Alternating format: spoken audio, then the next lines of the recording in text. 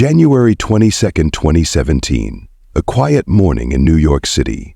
The streets were alive with their usual rhythm, commuters rushing to work, the hum of traffic filling the air. But near the corner of 2nd Avenue and 42nd Street, something unexpected was about to unfold. It started as a routine stop. A local police officer approached a black SUV with tinted windows, reportedly unaware of who was inside. His hand rested on his holster, a standard precaution, he'd later claim. But within moments, this seemingly ordinary interaction would take a turn that no one could have predicted. The man inside the SUV was not just anyone. He was the United States Attorney General, one of the most powerful figures in the country. What followed next sparked outrage, investigations, and a national conversation about power, protocol, and accountability. How did a simple encounter escalate so quickly? Why did an officer point a gun at the man responsible for upholding the nation's laws? And what were the consequences for everyone involved? This is the story of what happened that day. A story of authority challenged, decisions questioned, and justice demanded. The United States Attorney General holds a position unlike any other in the justice system. As the nation's chief law enforcement officer, the Attorney General oversees the Department of Justice, prosecuting crimes at the highest level and shaping policies that impact millions. By January 2017, Jeff Sessions had just assumed this role, tasked with navigating some of the most challenging legal and political landscapes in modern history. A career politician and former senator, Sessions was no stranger to public scrutiny, but few could have anticipated how his name would dominate headlines after a routine security check. On the other side of this story stood Officer Michael Williams, a patrolman with a decade of experience on the New York Police Department. Known among his peers as by the book, Williams had a reputation for enforcing the rules without exception. His record showed no major infractions, but it also reflected a man who rarely questioned the protocols he followed. That morning, Williams was stationed near the busy Midtown East neighborhood, an area where high-profile officials often passed through unnoticed. Until now. The location of the confrontation was one of New York's busiest thoroughfares, 42nd Street, just blocks from the United Nations headquarters. It was a hub of diplomatic activity, with black SUVs and government motorcades blending into the sea of yellow taxis and delivery trucks. Security in the area was always heightened, but with so many moving parts, even trained officers could miss critical details. On that particular morning, Officer Williams noticed something he believed was out of place. A black SUV with dark-tinted windows was idling near a restricted zone. According to reports later filed, Williams approached the vehicle with the intention of enforcing standard traffic regulations. What he didn't know was that inside the vehicle sat one of the most protected men in the country, surrounded by plainclothes federal agents. For an officer, approaching a vehicle with unknown occupants is one of the most dangerous and unpredictable parts of the job. Protocol demands vigilance, but protocol also demands restraint. A balance that can shift in an instant. For Officer Williams, that balance was about to be tested like never before. Interviews with colleagues later painted a complex picture of both men.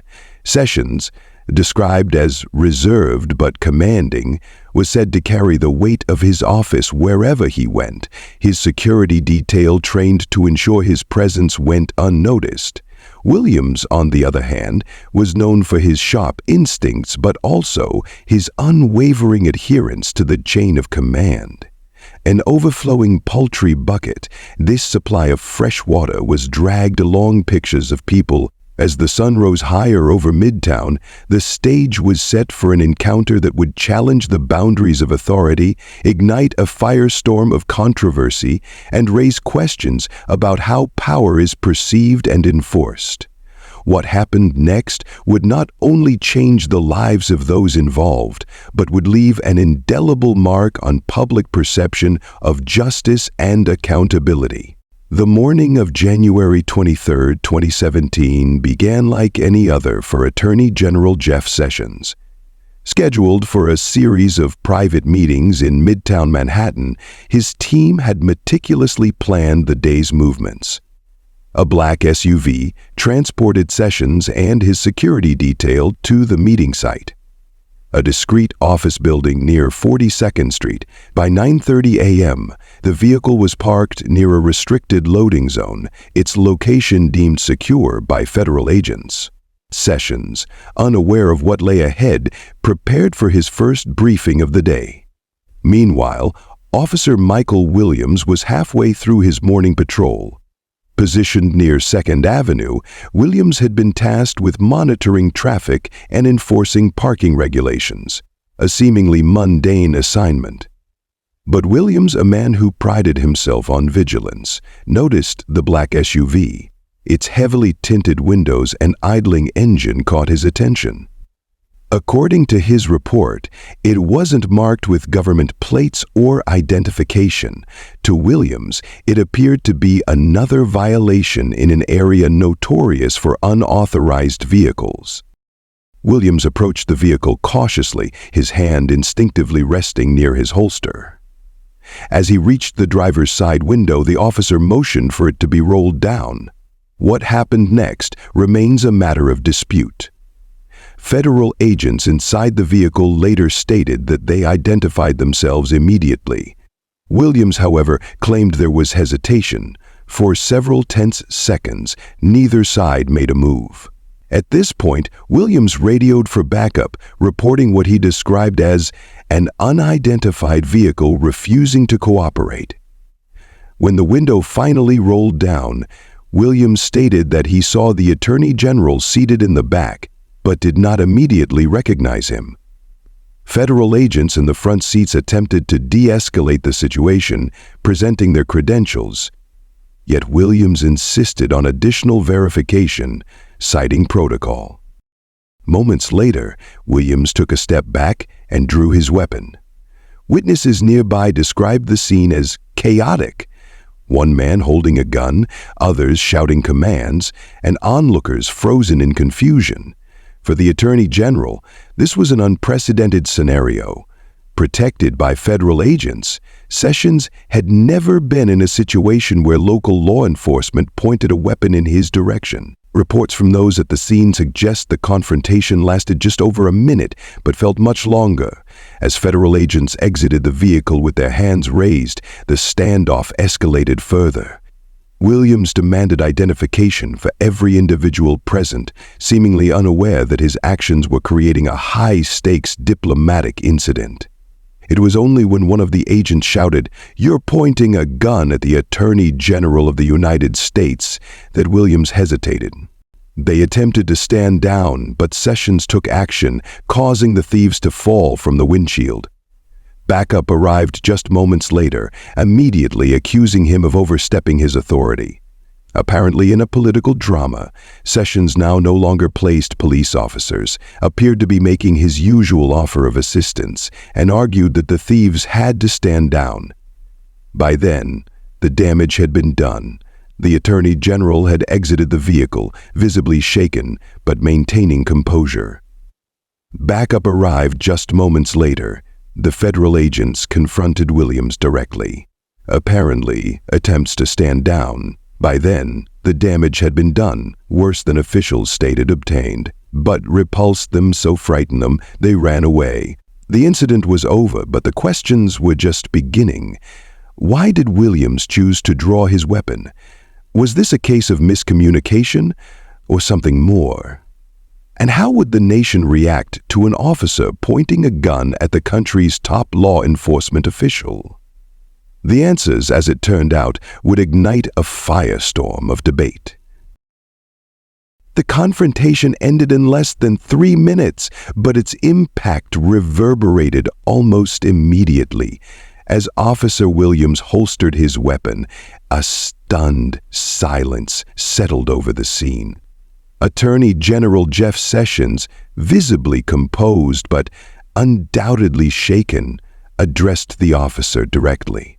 Witnesses later recalled the tension in his voice as he said, "You've made a grave mistake." It was a moment that highlighted the gravity of what had just transpired. A local officer pulling a gun on the nation's top law enforcement official. Within hours, the incident was reported to NYPD Command. A flurry of phone calls and emails followed as senior officials scrambled to understand how such a breach of protocol could occur. At the same time, Sessions' security detail filed an internal report with the Department of Justice, ensuring that the event would not be buried under bureaucracy. By midday, the story had leaked to the press. Major outlets ran the story with sensational headlines. "Gun drawn on Attorney General," one read. "NYPD officer in hot water," declared another. Within hours, the public outcry began. Social media exploded with debates over what had happened. Was it an honest mistake, an abuse of power, or something far more insidious? Questions arose about Officer Williams' conduct, his training, and the protocols in place to prevent such incidents. While the media focused on the spectacle of the confrontation, the NYPD began its investigation. Initial findings suggested that Williams had acted without fully understanding the situation, but deeper inquiries raised troubling questions. Records revealed that Williams had a history of confrontational stops, including 2 previous complaints alleging excessive force. Although those complaints were dismissed, they painted a picture of an officer who was quick to escalate situations. As the investigation unfolded, more startling details emerged. Internal memos suggested that Williams had been flagged for additional training months prior, but the sessions were never completed due to staffing shortages. One memo, obtained by investigative reporters, noted concerns about Williams' judgment in high-pressure situations. It read, "Officer Williams exhibits strong instincts, but lacks the necessary restraint in potentially volatile encounters." Legal experts weighed in on the implications of the incident. Some argued that Williams had overstepped his authority, pointing out that federal agents had clearly identified themselves. Others defended his actions, citing the inherent dangers of policing and the split-second decisions officers are forced to make. "This is a classic case of miscommunication under pressure," said one retired police chief. "But the moment a gun is drawn, it changes everything." Journalists questioned how a situation like this could happen in one of the most heavily policed cities in the world. Was this a failure of communication between federal and local authorities? Or was it emblematic of deeper issues within law enforcement, issues of accountability, power, and respect for protocol? Meanwhile, the public's reaction was swift and polarized. Civil rights groups seized on the incident as an example of unchecked police authority, calling for reforms and increased oversight. At the same time, law enforcement unions defended Williams, arguing that he was being unfairly vilified for a decision made under pressure, as protests erupted outside NYPD headquarters.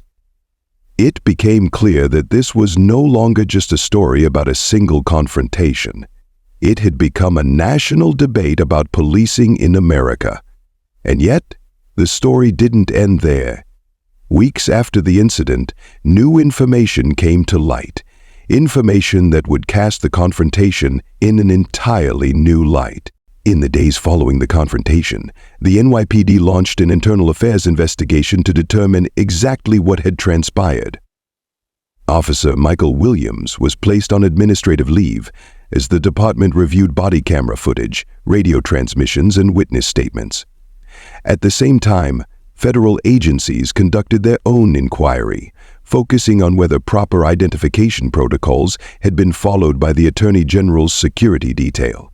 The findings of these investigations painted a complicated picture. Internal Affairs, concluded that Officer Williams had failed to adequately assess the situation before escalating it. The report noted that Williams had ignored visible credentials displayed by the federal agents and had violated NYPD guidelines by drawing his weapon without imminent threat. However, it also acknowledged the heightened stress of the situation and the possibility of miscommunication between the local officer and federal agents. In a press conference, NYPD Commissioner James O'Neill stated, "This was an unfortunate incident that could have been avoided with better communication and training. While Officer Williams acted within the bounds of what he believed to be his duty, his judgment in this case did not meet our standards." The department announced that Williams would be suspended for 30 days without pay and required to undergo additional training before returning to active duty. For Williams, the consequences extended beyond the suspension.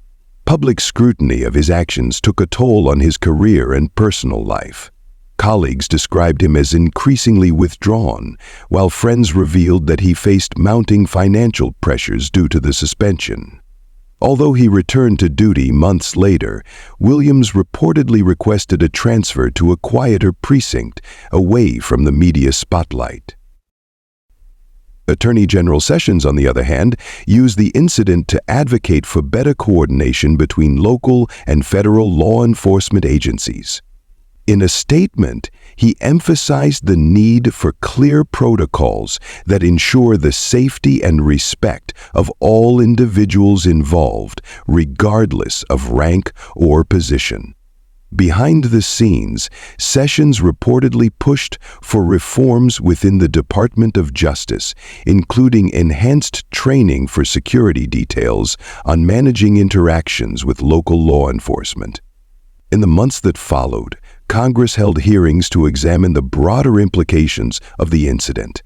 Experts testified on the need for improved communication between local and federal agencies, while civil rights advocates highlighted the potential dangers of unchecked police authority. These discussions culminated in the passage of the Interagency Coordination Act of 2018, which mandated joint training exercises for federal and local law enforcement in major cities.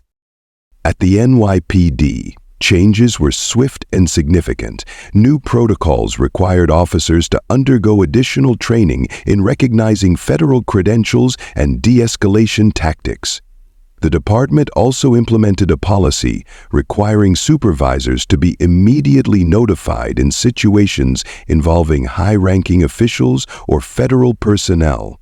For many, these reforms represented a step toward accountability and professionalism in law enforcement. But the incident also left lingering questions.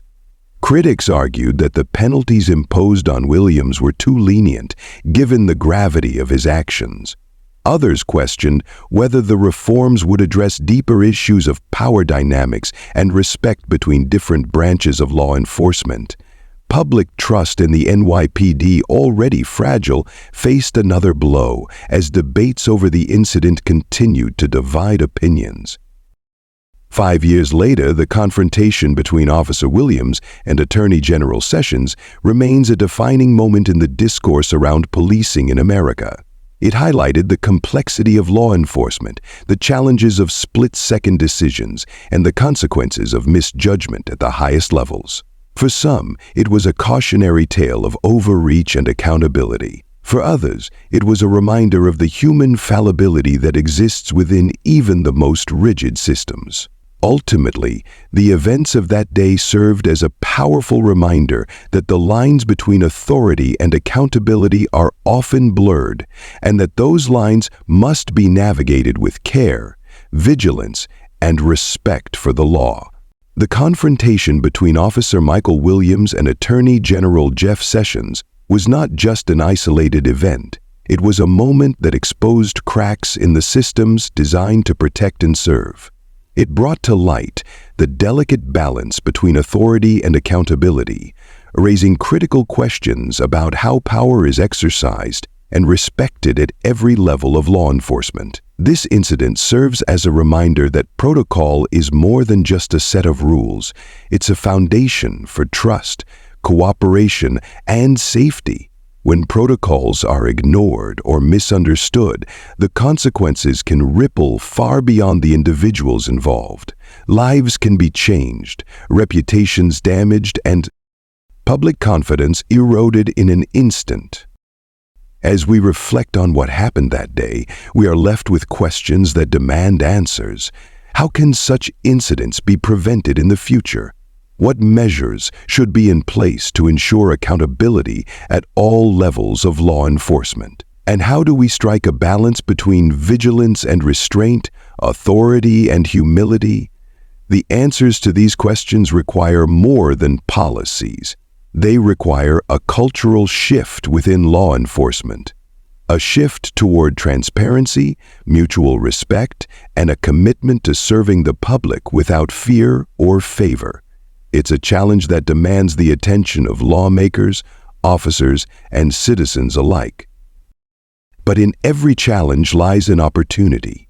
The aftermath of this incident sparked reforms that are shaping the future of policing in America.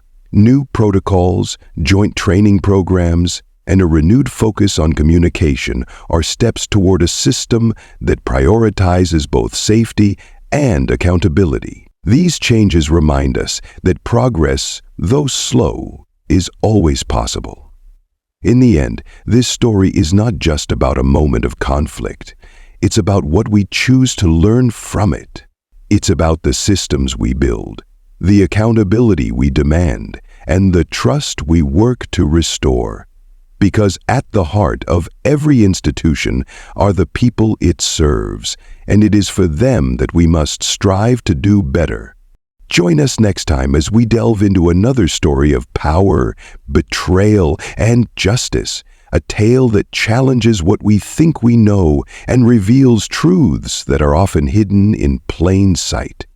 Until then, remember, the line between right and wrong is rarely simple, but it's a line we must always strive to uphold.